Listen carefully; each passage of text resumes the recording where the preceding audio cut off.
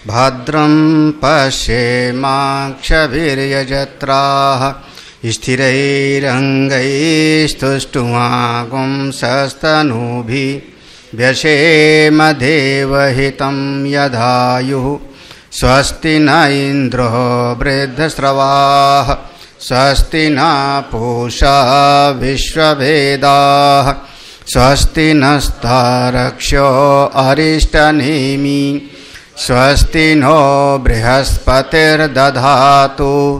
ओम शांति शांति शांति। हम लोग मंत्र पढ़ेंगे। चौथा मंत्र था प्राणो ह्येष्य सर्वभूतैर्विभाति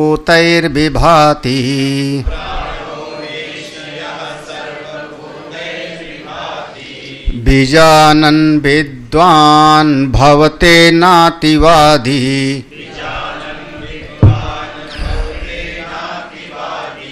आत्मक्रीडयात्मरति क्रियावान् येष ब्रह्मविदां वरिष्ठः प्राणो ह्येष्य सर्वभूतैर्विभाति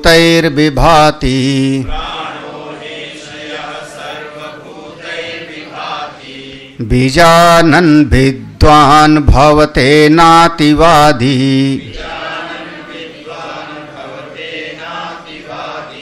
आत्मक्रीडायात्मरति क्रियावान्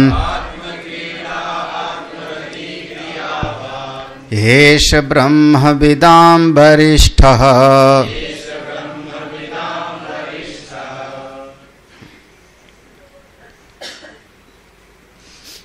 अथर्ववेद का यह मुंडक उपनिषद, जिसका तीसरे मुंडक का पहला खंड और मंत्र है चौथा। रूपक दिया था, यह शरीर हमारा एक वृक्ष है। इस शरीर के भीतर दो विराजमान हैं, एक जीवात्मा और एक परमात्मा। जीव अपने कर्मों का फल इसी शरीर में रहकर के भोग करता है। तो जब कभी अनुकूल फल मिलता है तो सुखी, और मन के प्रतिकूल फल मिलता है तो दुखी।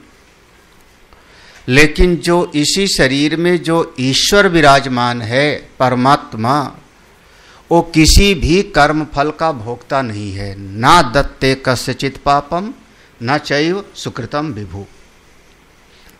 मैं किसी का कोई पुण्य कर्म भी नहीं लेता और पाप भी नहीं लेता। मैं तो बिल्कुल अछूता हूँ, दृष्टा बन के विराजमान रहता हूँ। तो एक है भोक्ता और एक है दृष्टा, साक्षी। भोक्ता शोक मोह में निमग्न है, डूबा हुआ है, और साक्षी अपनी महिमा में ज्यों का त्यों विराजमान है। ये जो भोक्ता जीव है, ये अपने उस साथी को जो सखाया सयुजा, उसको भूला हुआ है। इसीलिए भागवत में तो नाम दिया अभिज्ञात नाम का सखा। मित्र तो है लेकिन कैसा है? अभिज्ञात, जिसके बारे में हम जानते भी नहीं, ध्यान भी नहीं। कभी पूर्व के बहुत सारे जन्मों के शुभ कर्मों का परिपाक साधन चतुष्टय संपन्न होता है, और किसी परम कारुणिकेन आचार्येन, किसी परम कारुणिक आचार्य, कोई बहुत करुणा करने वाले सद्गुरुदेव आदि मिल गए, तब जो उपदेश देते हैं, उस उपदेश को जब अपनी साधना के द्वारा स्वरूप में ले आता है, तब वो देखता है बगल वाले की तरफ। जो भोगता था, शोक मोह में पड़ा था, सुखी दुखी था, वो अपने बगल वाले की तरफ देखता है, ये तो बड़ा सुखी है। फिर ये विचार करता है जो जो लक्षण मुझ में हैं वो लक्षण इसमें भी हैं। हाँ, अगर मुझ में ज्ञान की शक्ति है तो इसमें भी ज्ञान की शक्ति है, मुझ में क्रिया की शक्ति है तो इसमें भी क्रिया की शक्ति है। मैं सत हूँ तो यह भी सत है, मैं चित हूँ तो यह भी चित है।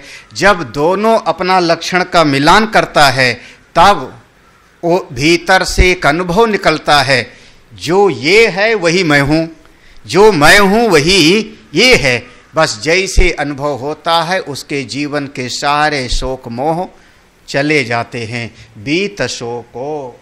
ऐसा महापुरुष फिर तत्व ज्ञानी हो जाता है, विद्वान हो जाता है, वह स्वरूप निष्ठ हो जाता है, जीवन मुक्त हो जाता है। अब उसकी दृष्टि कैसी होती है? इस चौथे मंत्र में यही कहा था, एष ही प्राण, यह जो प्राण शक्ति है यही सबके भीतर, प्राण माने ब्रह्म, यह जो ब्रह्म तत्व है सारे जगत का मूल यही है। सारी सृष्टि में यही एक ब्रह्म तत्व ही विराजमान है, उसके अलावा और कुछ नहीं है। बीजानन, जब ठीक प्रकार से अनुभव हो गया, जैसे का तैसा, श्रुति ने जैसा बताया और आचार्य ने जैसा बनाया, ज्यों का त्यों अनुभव हो जाता है, तब विद्वान ना भवते अतिवादी। फिर ऐसा विद्वान ज्यादा बोलता नहीं, फिर ज्यादा किसी से बहस नहीं करता। ना अतिवादी माने सवेरे यहीं पर रुका था ना प्रसंग, तो जब जान जावेगा तो फिर उसको बोलने की जरूरत नहीं, वो अपने स्वरूप में शांत हो जाएगा। भावते ना अतिवादी, फिर क्या होगा? आत्मक्रीडा, आत्मरति, क्रियावान एष ब्रह्म विदाम वरिष्ठ। ये पंक्ति याद रखना है, ये हमेशा ब्रह्मसूत्र तक आएगा। इस पर जो है ब्रह्मसूत्र तक ये पंक्ति चलेगी तत्ववेत्ता का। हाँ, तो आत्मक्रीडा, आत्मरति, क्रियावान एष ब्रह्म विदाम वरिष्ठ। ये पंक्ति आपको बहुत आगे तक इस पर विचार किया जाएगा, इस पर अधिकरण होगा। हाँ, तो हाँ, कहाँ तक पहुँचे थे, कहाँ तक पढ़ा था? अच्छा, पहला पैरा खत्म।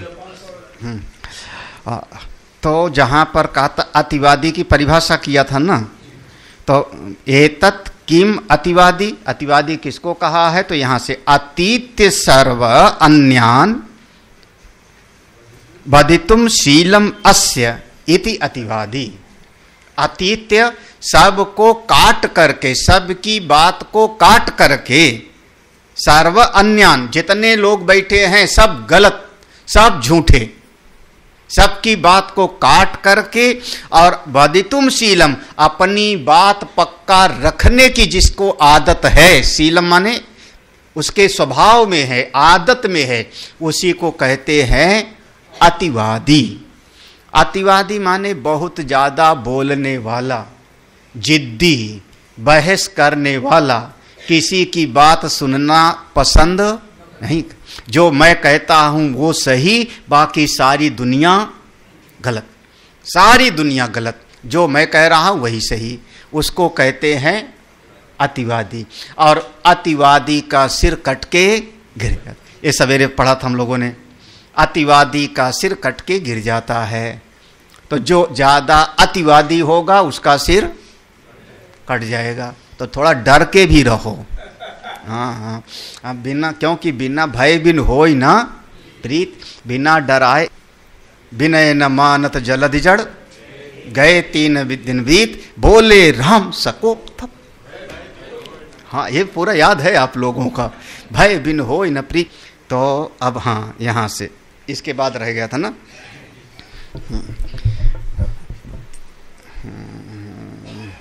यस्तु एवं, ये संधि विच्छेद है, यह तु एवं, यस्तु एवं, यह तु एवं साक्षाद आत्मानं प्राणस्य प्राणं विद्वान अतिवादी सा न भवति इत्यर्थः। सर्वं यदा आत्मा एव न अन्यद अस्ति इति दृष्टम तदा किम ही असौ अतीत्य वदेत्। यस्य तु अपरम अन्यत दृष्टम अस्ति सा तद अतीत्य वदति। अयम तो विद्वान आत्मनो अन्यत न पश्यति न अन्यत शृणोति न अन्यत विजानाति अतो न अति वदति। बहुत बढ़िया शब्द हैं। देखो, यस्तु एवं, चूंकि यह बात ऐसी ही है, जो लोग भी, तात्पर्य माने यह तू एवं, जो बात ऐसी ही है, क्या? साक्षात आत्मानम प्राणस्य प्राणम, जो कोई भी साधक ज्ञानी होगा वो इस साक्षात अपने प्राण तत्व को, प्राण माने आत्मा, आत्मानम प्राणस्य, अपनी आत्मा को, अपने प्राण को, इस ब्रह्म तत्व को जानेगा। वह विद्वान, वो विद्वान अतिवादी सा न भवति, वह विद्वान अतिवादी कभी भी नहीं होता। हाँ, वो विद्वान अतिवादी कभी नहीं होगा। क्यों? अच्छा, अपनी आत्मा को जानेगा तो क्यों अतिवादी नहीं होगा? क्यों ज्यादा बहस नहीं करेगा? सर्वम यदा आत्मा, ये सारा जगत तो आत्मा ही हो गया। ना अन्यत अस्ति दृष्टम, अपनी आत्मा के अलावा तो कुछ है ही नहीं। अब चौपाई मिला लो रामायण की, निज प्रभु मैं देख ही जगत के ही सन करें। ओ, अपनी आत्मा के अलावा तो और कुछ है ही नहीं। ना अन्यत अस्तिति, अपनी आत्मा के अलावा तो अब कुछ को दिखाई नहीं पड़ता। तदा किम ही असौ अतीत बदे, तब वो किसको उल्लंघन करके बात करे, किसकी बात को काटे, क्योंकि सब तो अपनी आत्मा ही, सब तो अपनी आत्मा ही। हाँ, घर में 4 बच्चे हैं, 4 बच्चे हैं। एक बच्चे ने कहा आज हमने दादाजी को पटक दिया था, दादाजी के सामने। हाँ, दूसरे बच्चे ने कहा अच्छा तुमने दादाजी को हरा दिया था तो आज शाम को मैं दादाजी को लड़के हराऊंगा। दादाजी किसकी बात का खंडन करेंगे? इस पोते का कि इस पोते का? हाँ, करेंगे बहस। हाँ, क्यों? क्योंकि दोनों में मेरे अपने ही बच्चे हैं। वाह वाह वाह वाह, ये बुढ़ों के सबके अनुभव हैं। हाँ, तो अब जब वो भी मेरा अपना, वो भी मेरा अपना, तो मैं किसका खंडन करूं? सब मेरी अपनी आत्मा ही तो है। हाँ, जब सारा जगत अपना आत्म स्वरूप है तो फिर वो खंडन मंडन नहीं करता। अरे मैं एक दिन शायद कह रहा था, अपने ही शरीर का इतना सारा अंग है और सब पूरे शरीर में मेरा आत्म भाव है। पांव के नाखून से लेके सिर के बाल तक सब में मैं हूं। अब अपने शरीर के इस किसी अंग से घृणा करते हो? हाँ, थोड़ा खराब भाई, बाल मरा हुआ हिस्सा है। हम हमेशा कहते बाल मरा हुआ हिस्सा है। हाँ, बाल से प्रेम है कि नहीं है? प्रेम है कि नहीं है? जिसका ना होवे मैं कटवा दूं, अभी बुलाऊं। हाँ, तो बाल हमारा मरा हुआ हिस्सा है शरीर का। यही बाल का एक टुकड़ा मैं कहता हूं दूध में गिर जाए, दाल में गिर जाए, तो आप दाल फिर नहीं खाओ, लेकिन जब तक सिर में है तब तक हाय हाय क्या बात है, बालों से कितना प्रेम होता है। हाँ, जब मेरे पूरे शरीर में ये मरा हुआ हिस्सा है, नाखून मरा हुआ हिस्सा है, फिर भी उससे मेरा लगाव है। महाराज, नाखून वालों को तो लगता है एक नेल कटर लेके बैठना चाहिए हमको।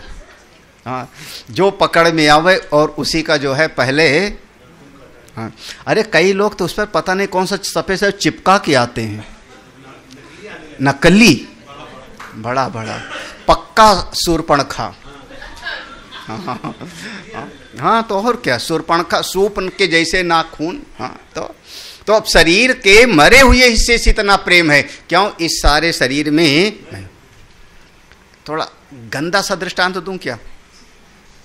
बढ़िया तो गंदा वाला भी सुनो। हाँ, गंदा वाला। किसी दिन आप शाम को खूब खाए और रात में कब्ज हो गया और सवेरे पेट साफ नहीं हुआ।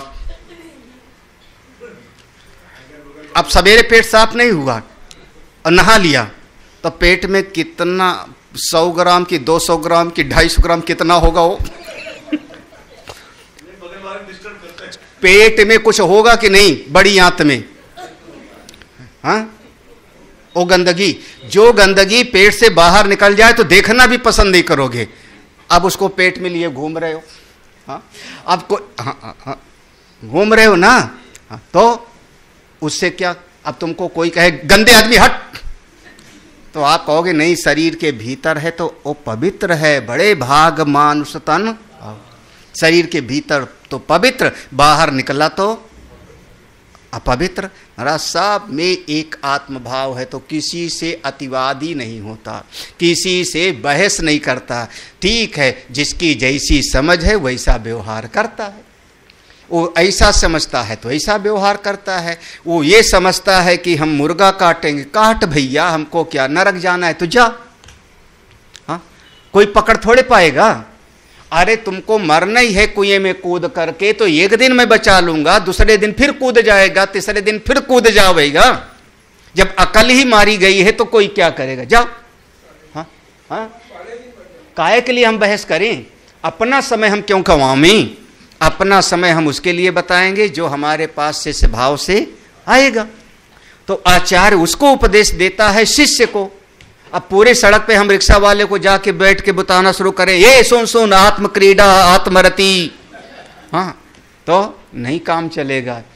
बस जैसा है, जो जैसा है हरिच्छा। क्यों? क्योंकि अपनी आत्मा की यही पंक्ति है, सर्वम यदा आत्मा ये, जब सारा जगत आत्मा ही है, ना अन्यत अस्तिति, आत्मा के अलावा और कुछ है ही नहीं।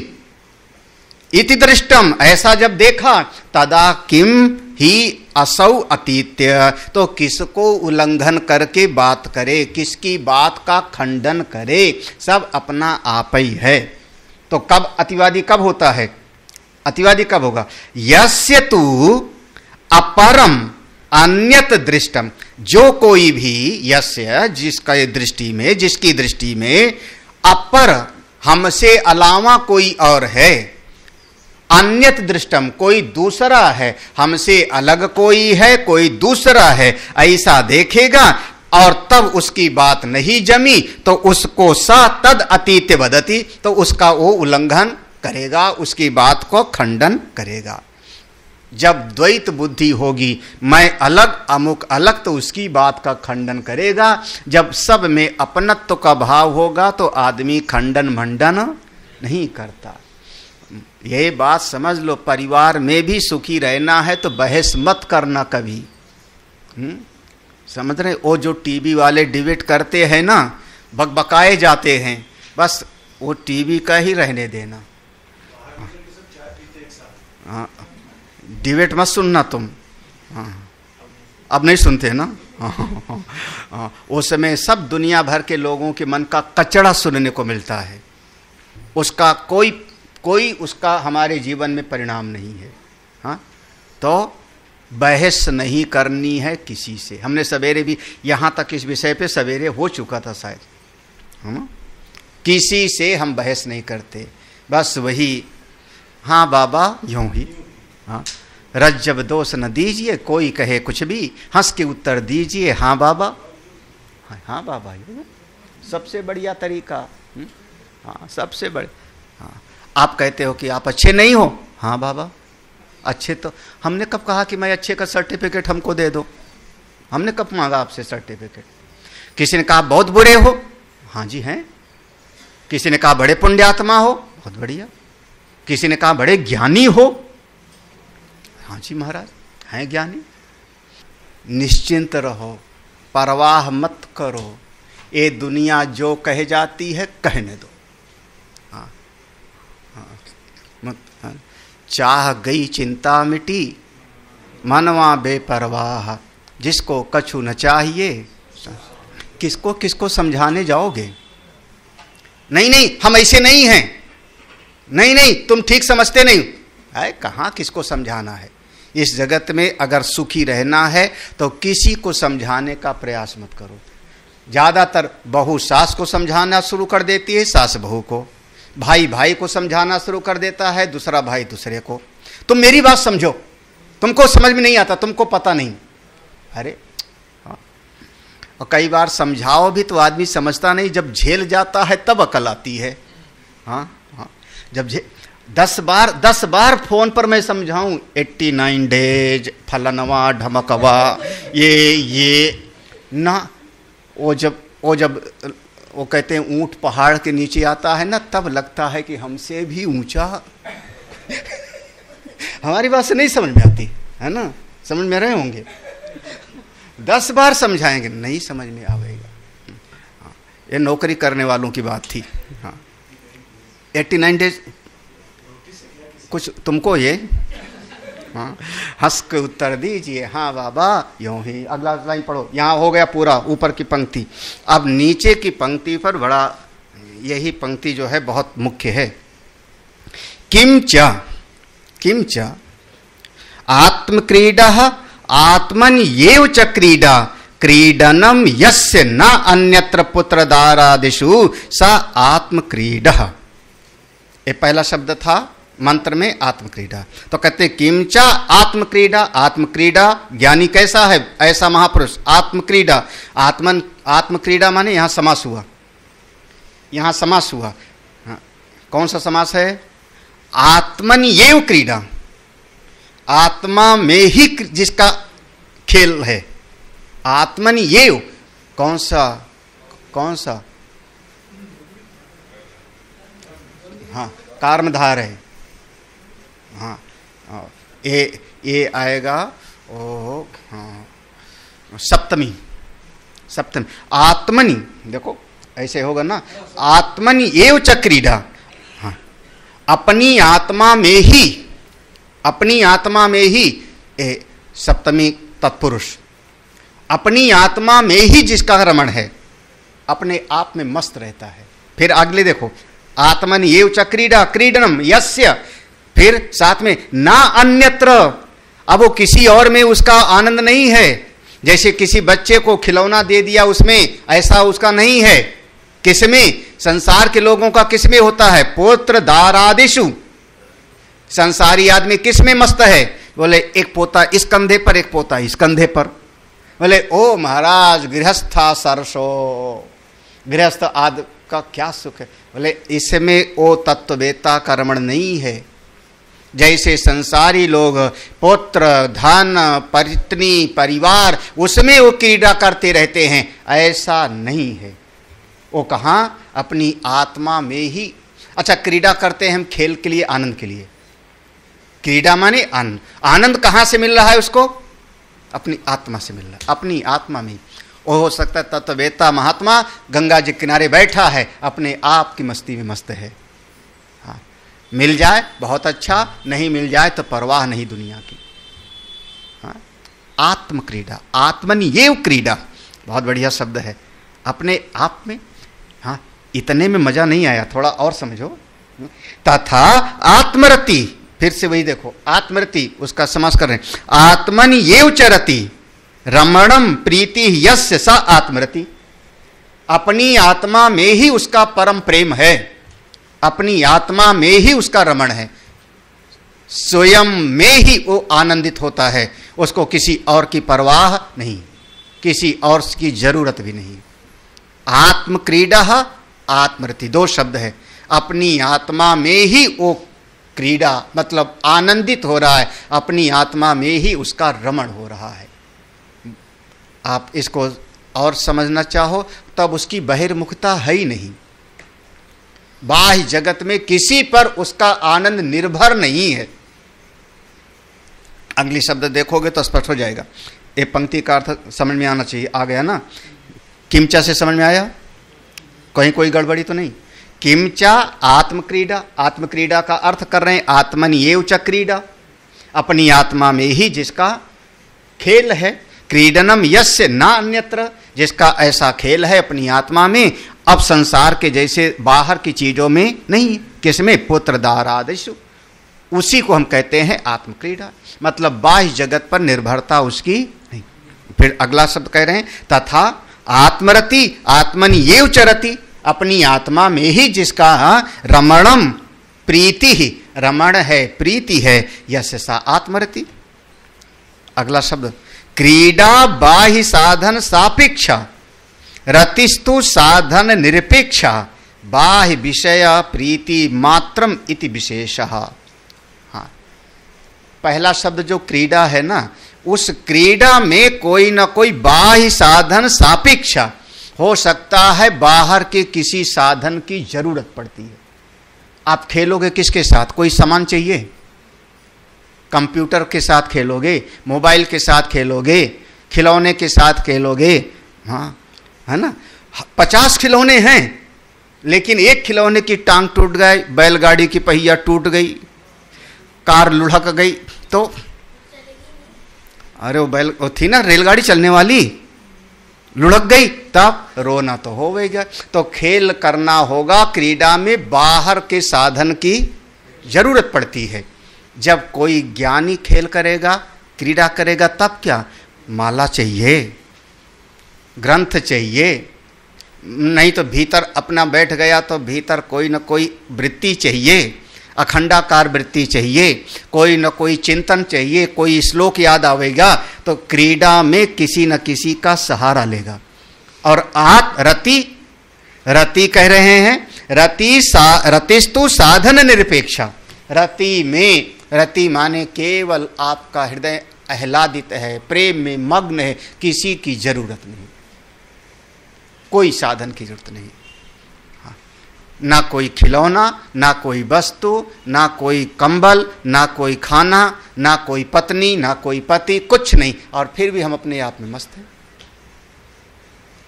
अरे भैया, तुम कैसे इतना खुशी हो जब कुछ है नहीं तुम्हारे पास? तो वो मंत्र सुना दो। 2 पक्षी हैं, जो खाता है सो रोता है, और जो देखता है सो सुखी। आत्मरति वो अपने आनंद में रहता है, अपने आनंद में रहता है। आत्मरति साधन निरपेक्षा बाह्य विषय प्रीति मात्र इति विशेषः। बाहर के विषयों में हल्की सी प्रीति रहती है, ज्यादा कुछ नहीं, सबसे ज्यादा अपने भीतर, अपनी आत्मा में। वो बाहर की चीज है, ठीक है भाई, ये हमारी पोथी है, रख दो यहाँ पे। रमण कहाँ पर है? अपने भीतर। बाहर की वस्तु कमंडल है, मेरा कमंडल तोड़ो मत भाई, काम आता है, इतना है, उपयोग है। लेकिन हाँ, कमंडल टूट जाएगा तो मैं मर जाऊंगा, इसके बगैर जीने का कोई फायदा ही नहीं है। इसका ऐसा ज्ञानी के जीवन में नहीं होता। वो हैं जीवन मुक्त ज्ञानी महाराज। हाँ, अभी कल ही पढ़ा था ना, पुत्र मर गया या पत्नी, ऐसे आया था, कल ही तो आया था, पुत्र मर गया तो मैं मर गया, पत्नी मर गई तो मैं मर गया। ऐसा ज्ञानी नहीं करता, ऐसा नहीं करता महाराज। हाँ, आप लोग गड़बड़ी मत करना। गड़बड़ी माने जो कहें सो सुन लेना, जो कहें वो ना अकल में आवे तो श्रद्धा से मान लो। इसी का नाम है श्रद्धावान लभते ज्ञानम। हाँ, अभी नहीं समझ में आ रहा है, बाद में समझ में आएगा। अभी मान लोगे तो फायदे में रहोगे, और नहीं तो जब परिस्थितियां सिखाएंगे तो रो रो के सीखना पड़ेगा। तो पहले ही मान लो। हाँ, ठोकर लग के। वो 3 तरह के जो है घोड़ा होते हैं, फिर याद आ गया मुझको, घोड़े 3 तरह के होते हैं। एक घोड़ा होता है मालिक की बस इशारे पर चलता है, हाँ, उसके इशारे पर जरा सा लगा मोटा चल पड़ता है। दूसरा घोड़ा होता है, उसको चाबुक मारना पड़ता है, तांगे वाला मारता है। लखनऊ में बैठे हो कि नहीं तांगे पर? अभी भी स्टेशन से एक तांगा वाला है जो रेजिडेंसी घुमाने ले जाता है, अभी भी है, मैं बैठा था तांगे पर। तो वो मारता है चाबुक से, तब घोड़ा चलता है। और तीसरे वाले घोड़े ऐसे होते हैं कि आप उसके तांगे पे बैठो, वो उसको इशारा करता है, नहीं सुनता, चाबुक से मारता है तो भी नहीं सुनता, ज्यादा मारता है तो पीछे से दुलत्ती मारता है। कभी बैठे हो ऐसे पर तो हाँ, घोड़ा दुलत्ती मारता है महाराज। ऐसे शिष्य भी 3 तरह के होते हैं। हाँ, शिष्य लोग भी 3 तरह के। पहला वाला कौन? इशारा समझ ले वे। दूसरा वाला कौन? डांटने पर समझ जावे, है ना। और तीसरा वाला, चलो आगे पढ़ लेते हैं। चलो आगे पढ़ो। रतिस्तु साधन निरपेक्षा बाह्य विषय प्रीति मात्रम इति विशेषः। हो गया यहां तक ना। हाँ, तथा अब आगे आ जाओ। तीसरा शब्द था क्रियावान। इस पर बहुत गंभीर विचार है, इसलिए हमने कहा थोड़ा हल्का हो जाओ, क्योंकि आगे कठिन आ रहा। तथा क्रियावान ज्ञान ध्यान वैराग्यादि क्रिया यस्य सो अयम क्रियावान। तथा मंत्र में क्रियावान शब्द है ना, तो वो जीवन मुक्त महात्मा कैसा है? अपने आप में ही क्रीड़ा है, अपने आप में ही उसकी प्रीति है, और फिर ज्ञान ध्यान, लिखना नहीं, लिखना नहीं, लेखन शब्द नहीं लिखाया है, हाँ, पढ़ना शब्द नहीं लगाया है। ज्ञान हम कहते हैं बुद्धि की वृत्ति में ज्ञान, हाँ, कंठस्थ होने वाला नहीं, श्लोक याद है वो नहीं, आपकी बुद्धि का वो समझ कि मेरी आत्मा ही परमात्मा है, अयम आत्मा ब्रह्म, सारे जगत का मूल सत्ता मेरी एक सत्ता है, उस वृत्ति का नाम हुआ ज्ञान।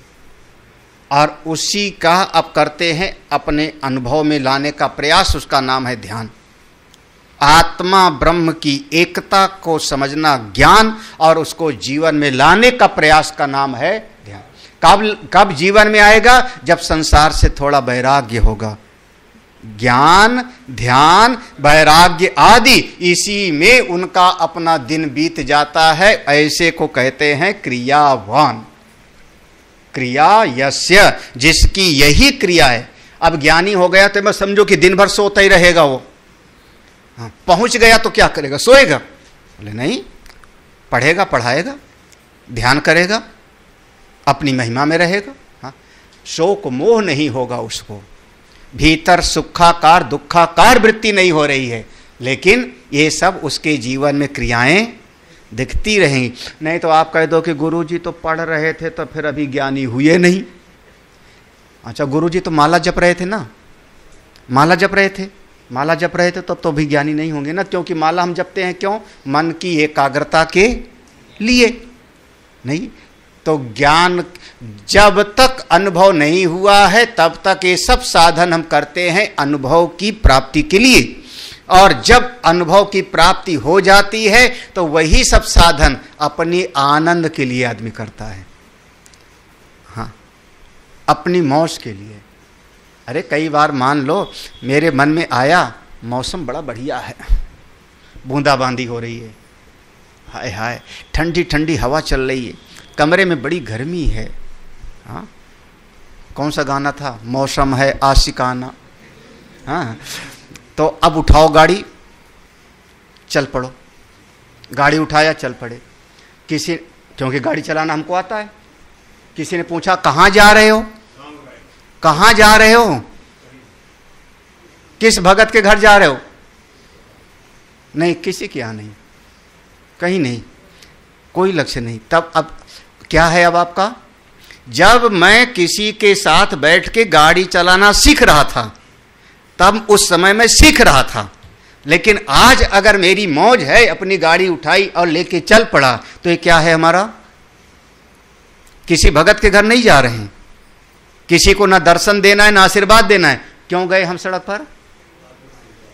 मेरी मौज है यार, हाँ हाँ, वाह वाह हरी मौज फकीर आदि।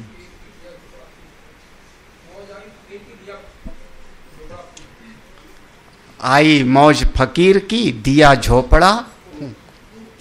हाँ, चलिए आगे पढ़े। ऐसा अब इसी पर थोड़ा सा शास्त्रार्थ है संस्कृत पढ़ने वाला। समास किसने किसने पढ़ा है?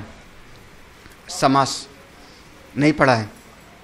समास, हाँ, हमने सवेरे भी कहा था द्वंद्व समास, बहुब्रीहि समास, तत्पुरुष समास, है ना? तो समास पढ़ा होगा। समास माने दो बड़े बड़े शब्दों को कम कर देना, इसी का नाम होता है समास, है ना? तो दो बड़े बड़े, 10 सिर वाला एक आदमी है, 10 सिर वाला आदमी है, इतना बड़ा वाक्य है और हमको कम शब्द में बोलना है। वाह वाह, क्या बात है, इसका नाम कर दिया आपने समास। इसका नाम है समास। देखो कितना बढ़िया। तो 100 यज्ञ जो करता है क्या होगा? सत्क्रतु। हाँ सत कर दो। हाँ तो ऐसे ही समास माने बड़े से वाक्य को बिल्कुल छोटा कर देना, फिर जब उसको आप खोलोगे तो बड़ा हो जाएगा। तो ये कला हमको आनी चाहिए। तो यहाँ कह रहे हैं देखो, समास पाठ आत्मरति, हाँ यही है ना, समास पाठ आत्मरतिरेव आत्मरति एव क्रिया अस्य विद्यते इति बहुब्रीह मतुब अर्थयोः अन्यतरो अतिरिच्यते। इतने पे बहुत बड़ा विस्तार है, भाष्य में इतना ही लिखा है। आत्मरति को क्रिया के साथ में समास कर दो। एक समास पाठ, समास पाठ माने समास किया किसमें? आत्मरति क्रिया, आत्मनि आत्मनि येव रति क्रिया यस्य। अब ध्यान देना, हमने बोला, हाँ नहीं समझ आया ना? आत्मनि रति, आत्मरति, आत्मा में जिसकी रति हो गई उसका नाम हो गया आत्मरति। तो आत्मनि येव रति यस्य क्रिया स आत्मरति। ठीक है ना? बहुब्रीहि समास हुआ तो वहां पर वान को हटा दिया, आत्मनि येव रति यस्य, तो वान की जरूरत नहीं थी, वान बेकार हो गया फिर। और वेद में एक भी अक्षर निरर्थक नहीं होता। अगर बहुब्रीहि समास करोगे कि आत्मनि एव रति यस्य, आत्मा में ही जिसका रति रूपी क्रिया है, तो वान शब्द जो लगाया था, जैसे धनवान, ज्ञानवान, बुद्धिमान, इसमें कौन सा था? एक कौन सा समास? हाँ बहुब्रीहि समास, जिसमें दोनों पद जो है मुख्य नहीं होता, कोई तीसरा पद मुख्य होता है। तो जो क्रियावान, क्रियावान, ये मतुप, इसका नाम है मतुप प्रत्यय। ये मतुप प्रचुरता के अर्थ में, जैसे मयट हमने कहा था, मतुप प्रत्यय वही शब्द है ना। बहुब्रीहि मतुप अर्थो, मतुप प्रत्यय जो लगा है वान, तो बहुत होवे तब कहते हैं वान, धनवान, ज्ञानवान, बुद्धिमान। तो ऐसे ही वहां पर लिखा था क्रियावान, क्रियावान शब्द लिखा था। तो वहां पर जब हमने लगा दिया, समास कर दिया कि आत्मा में रति ही जिसकी क्रिया है वही आत्मरति ज्ञानी है, तो वान शब्द बेकार हो गया, वान शब्द की जरूरत नहीं रहेगी, है ना? हाँ वान शब्द तो अनावश्यक हो गया। और अगर जो है, अगर देखो, अगर जो है आप समास नहीं करते हो, आत्मरति को किनारे कर दिया अलग, आत्मक्रीडा एक शब्द, आत्मरति दूसरा शब्द, क्रियावान तीसरा शब्द, तो क्रियावान से फिर ऐसा भी अर्थ निकलेगा कि शायद वो स्कूल खुलवा रहा है, अस्पताल खुलवा रहा है, क्योंकि क्रियावान शब्द होगा ना। तो क्रियावान का शब्द का अर्थ कुछ और भी निकल सकता है, बहुत सारी क्रिया कर रहा है, न जाने कौन सी क्रिया कर रहा है, क्योंकि वहां पर आत्मा शब्द नहीं है। ये नहीं लिखा कि आत्मक्रियावान, वहां आत्मा शब्द नहीं है, तो इसका अर्थ कैसे निकलेगा? वही कह रहे हैं समा, अब जितना पढ़ा रहे हैं उतने पढ़ना। समास पाठ बहुब्रीहि समास करेंगे तो आत्मरति रेव क्रिया अस्य विद्यते, आत्मरति ही जिसकी क्रिया है, जिसमें है, इति बहुब्रीहि, ऐसा बहुब्रीहि समास हो गया। ये ठीक है, चलेगा। मतुब अर्थयोः, ये जो मतुब प्रत्यय लगाया वान शब्द, क्रियावान, तो अन्यतरो अतिरिच्यते, इतने में ही रहा है। इस पे हम लोगों को आधा घंटों लगा था समझने में। इसको आप लोग समझ जाओ तो समझ लेना, हमसे भी बहुत ज़्यादा बुद्धिमान हो, क्योंकि हमको घंटों लगा था ये लाइन को समझने में। यहाँ इतना कह दिया कि जब कोई बात दो तरीके से कह दी जाती है तो बात पक्की हो जाती है, वो बात ज्यादा उसकी कीमत हो जाती है। अर्थयो मतुब अर्थयो अन्यतरो, अन्य बात से एक तरीके से बात कह दिया और उसको दूसरे दो तरीके से बात पक्का कर दो तो अतिरिच्यते, वह श्रेष्ठ हो जाएगी, वो बात पक्की हो जाती है। हाँ लगता है कुछ समझ में नहीं आया। हाँ? अरे कोई भी बात, जैसे आप लोग कहते हो नहीं, स्वामी जी आम खा लो, आम खा लो, ये आम अपने बगीचे का है। देखो देखो दो बात कह दिया, आम खा लो, नंबर 1, ये आम अपने बगीचे का है। स्वामी जी ये वाला बगीचे, ये वाला जो आम है पेड़ में ही पक के सड़ जाता है, हम तोड़ के लाए। अब देखो कितने 3 तरीके से बात कही ना। आपका प्रयोजन क्या था? एक आम खिलाना गुरु जी को। आप 4 तरीके से कह दिया। तो जब 2 तरीके से बात कह दी जाएगी तो बात पर थोड़ा वजन पक्का हो जाता है, श्रेष्ठ हो जाता है। तो यहां पर जो क्रियावान शब्द है उसमें बहुब्रीहि समास को भी आप समझ लो। आत्मा में रति ही जिसकी क्रिया है वह ज्ञानी, ऐसा तत्ववेत्ता, ऐसा महापुरुष जीवन मुक्त है और वह उस ज्ञान से परिपूर्ण है। क्रियावान अपने अब यहां पर क्रियावान कौन? वही ज्ञान, ध्यान, वैराग्य, उससे परिपूर्ण है। हाँ, यहां तक पूरा हुआ। अब खैर आप लोग समझ जाओ, मैंने पहले कह दिया था घंटों लगा होगा मुझको समझने में, जब हमने पढ़ा होगा तो आप सबको समझ में आ गया ना? आ गया? बड़े बुद्धिमान हो, झूठा ही बोल रहे हो। नहीं नहीं, हाँ हाँ हाँ हाँ, हाँ।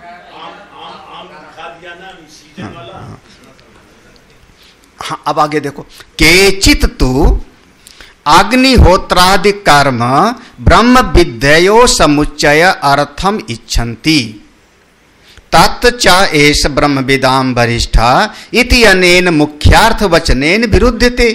न हि बाह्य क्रियावान आत्मरतिश्च भवितुं शक्तः कश्चित् बाह्य क्रिया विनिवृत्तो ही आत्मक्रीडो भवति। बाह्य क्रिया आत्मक्रीडयो विरोधात् न हि तमा प्रकाशयो युगपत एकत्र स्थिति संभवति। तस्मात् असत् प्रलपितम एव एतद अनेन ज्ञान कर्म समुच्चय प्रतिपादनम। देखो ध्यान से देखना, केचित तो दूसरा मत है। केचित माने कुछ लोग ऐसा कहते हैं। ये जो क्रियावान शब्द है वही पर कुछ लोग इस क्रियावान शब्द पर वही अलग अलग कर दिया। उन्होंने आत्मक्रीडा को अलग लिया, आत्मरति को अलग लिया, क्रियावान को अलग लिया। तो क्रियावान का अर्थ क्या करेंगे? अग्निहोत्रादि कर्म, अग्निहोत्र आदि कर्म हमेशा करते रहना चाहिए। हाँ, कुर्वन्ने वेह कर्माणि। हाँ, कैसे? ब्रह्म विद्ययो समुच्चय अर्थम इच्छति। वो कहते हैं भैया अग्निहोत्र भी करते रहो और ब्रह्म ज्ञान के मार्ग पर भी चलो, ये दोनों को करते रहना चाहिए। देखो फिर ईशावास्य उपनिषद की वही श्रुति। हाँ, ईशावास्य उपनिषद की श्रुति वही हो गई ना। हाँ, विद्याम च अविद्याम च यस्तद वेदो उभयम सह अविद्यया मृत्युम तीर्थ्वा विद्यया मृत मसनुते। तो कहते हैं अग्निहोत्र आदि कर्म भी करते रहो और ज्ञान भी प्राप्त। ब्रह्मविद समुच्चय दूसरे लोग, ये हम नहीं कह रहे हैं, ये ऐसा दूसरा कोई कहेगा। यावत जीवेत, जब तक जियो तब तक आहुति देते रहो। कह रहे नहीं, ये बात ठीक नहीं हो। तच्च एष ब्रह्मविदां वरिष्ठा। यहां पर देखो एक बात और है, आगे क्या आएगा? एष ब्रह्मविदां, ये ब्रह्म ज्ञानियों में श्रेष्ठ।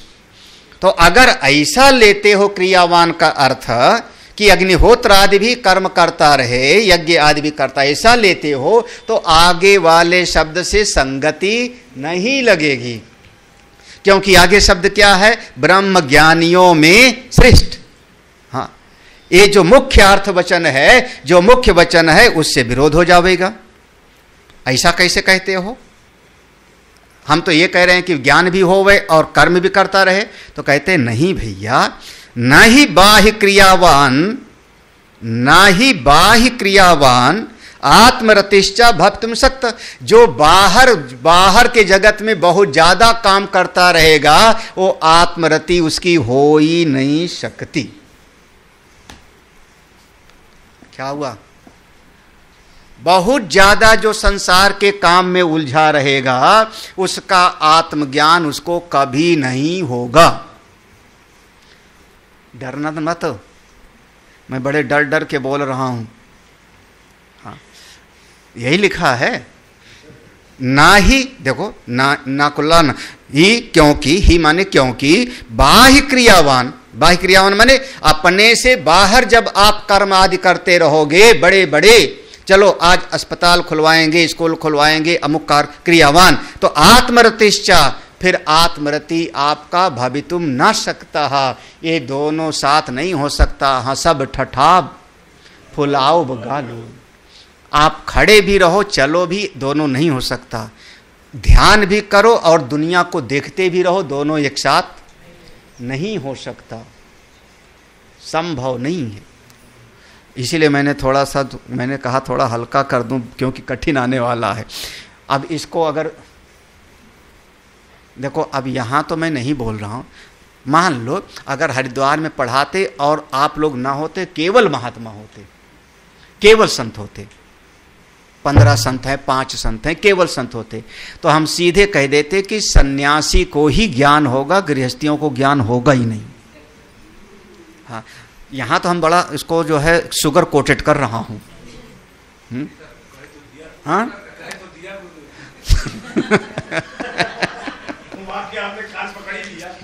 अब उससे हम बच नहीं सकते ना। हाँ, हमने कहा वहां कहते, यहाँ नहीं कह रहा हूँ।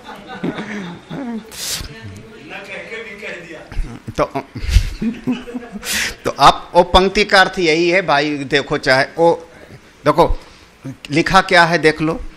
ही माने क्योंकि, एन्ना को आगे ले आना, ही माने क्योंकि बाह्य क्रियावान आत्मरतिश्चा भवितुम न सकता। हाँ, तो आत्मरति अपने आत्मा में रमण। अच्छा, आप सोते भी रहो और हल भी चलाओ,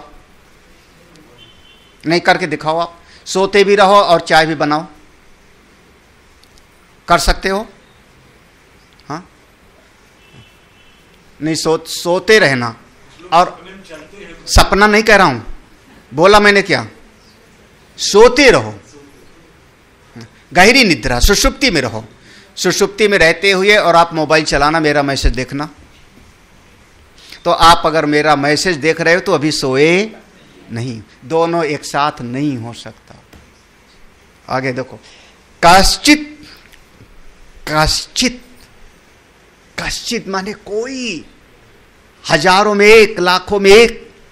बाह्य क्रिया विनिवृत्तो, बाह्य की जगत के दुनियादारी से जो किनारे हो जाता है, दुनियादारी को किनारे करता है, ही आत्मक्रीडो भवति। हजारों लाखों में से कोई एक जो दुनियादारी से किनारे हो जाता है, वही आत्मक्रीडा, जो पहला था मंत्र में, आत्मक्रीडा भवति। क्यों? बाह्य क्रिया आत्मक्रीडयो विरोधात्। बाहर का आप बाहर से खिलौने से भी खेलते रहो और अपनी आत्मा में रमण भी होवे, ये दोनों एक साथ नहीं हो सकता। दृष्टांत महाराज कोई बताओ? अरे देखो ना दृष्टांत, ना ही तमः प्रकाशयो, एक ही कमरे में अंधकार और प्रकाश, युगपथ।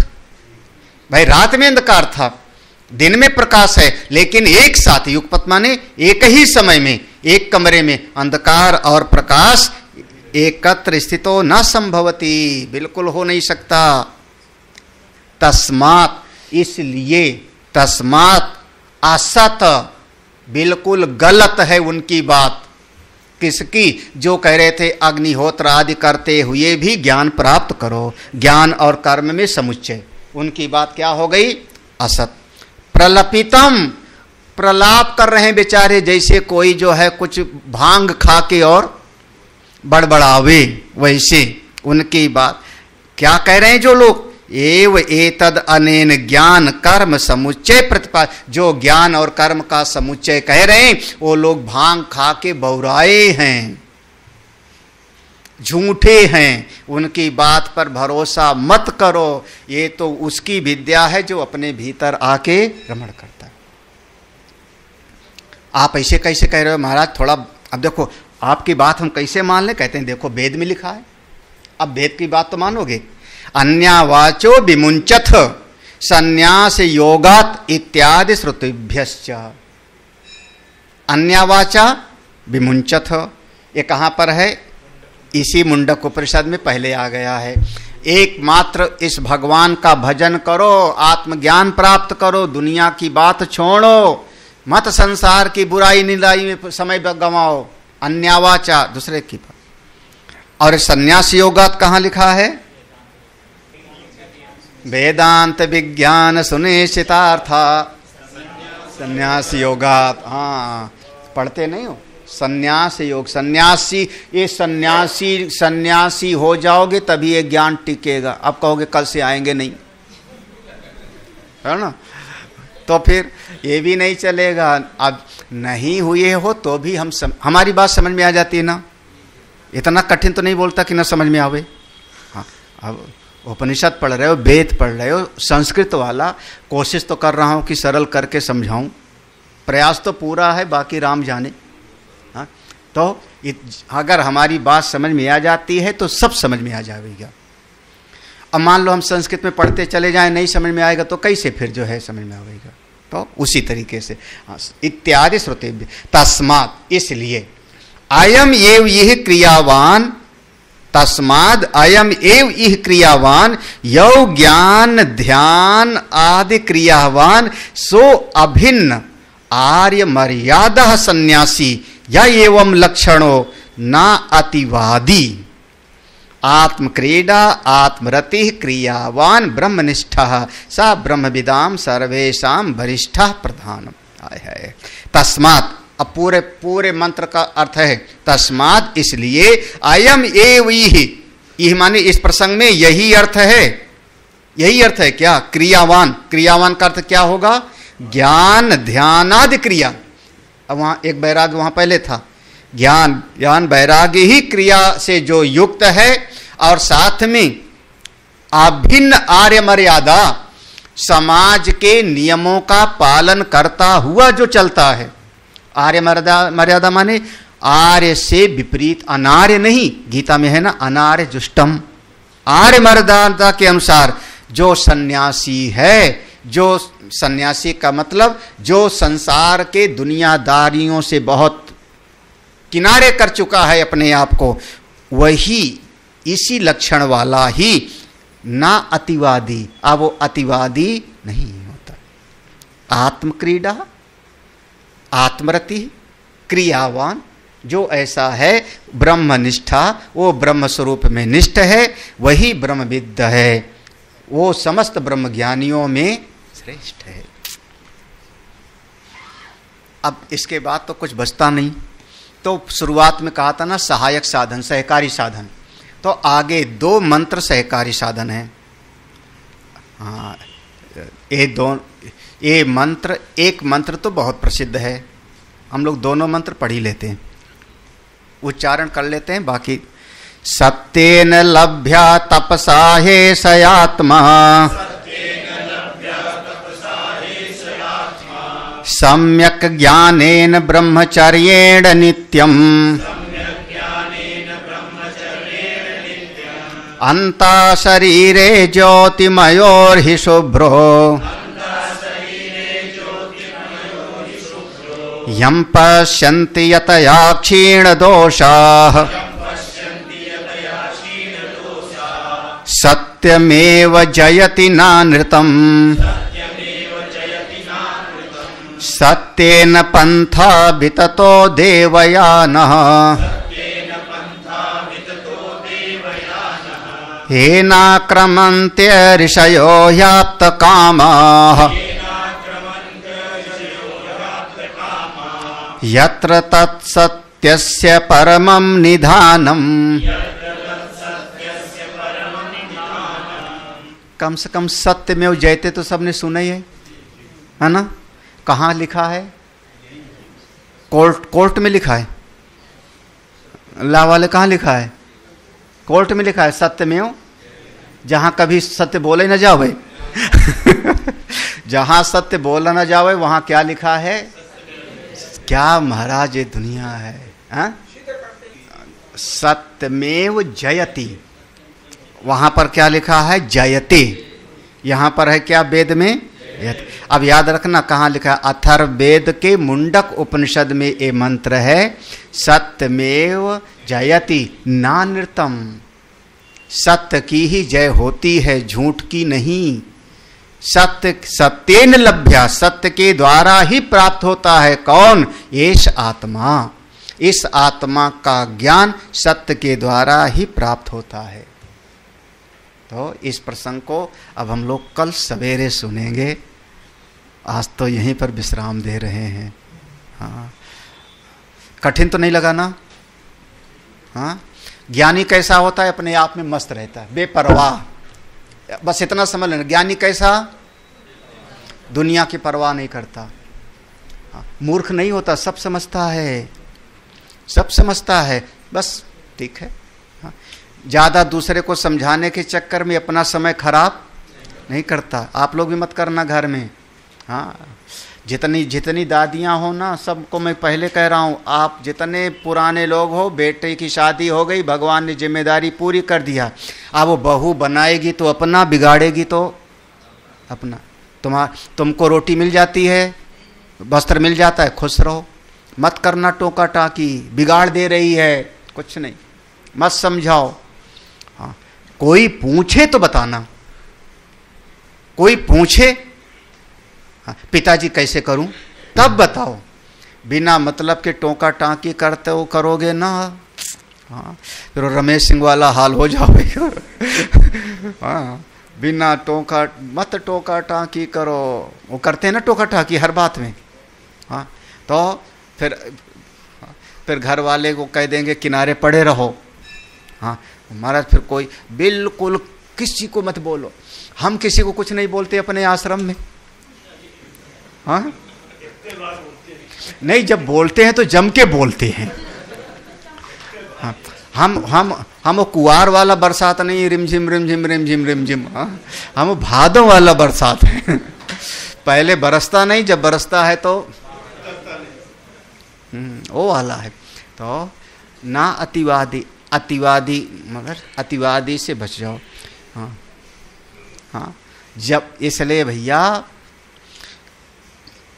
कम बोलो, कम खाओ, है ना? कितना बढ़िया है, कम खाना गम खाना। ओम पूर्णमदः पूर्णमिदं पूर्णात् पूर्णमुदच्यते पूर्णस्य पूर्णमादाय पूर्णमेवावशिष्यते। ओम शांति शांति शांति। हरि ओम। श्री गुरुभ्यो नमः। हरि